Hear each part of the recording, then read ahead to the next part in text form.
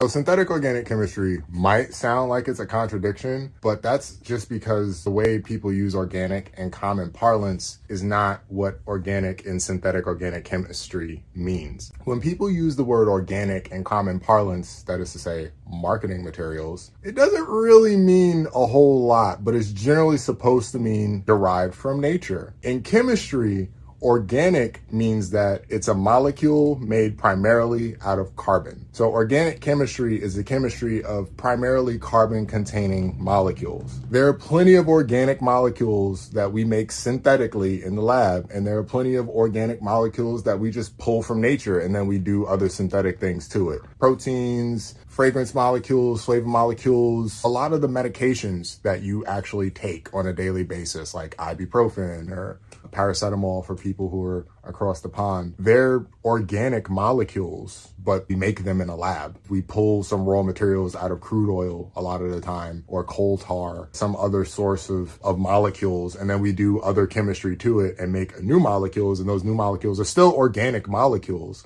because they're primarily made of carbon, hydrogen, oxygen, and nitrogen. There are some weird places where inorganic chemistry and organic chemistry start to kind of blend and overlap, for example, with diamonds. Because diamonds are just carbon, but they're just carbon. And it behaves a little more differently because it's just like a big bulk material versus discrete individual molecules. But yeah, synthetic organic chemistry simply means making molecules that are primarily composed of carbon, hydrogen, oxygen, and nitrogen. When you hear the word organic out in the world, be dubious. Doesn't mean as much as you think it does. Most pesticides are organic.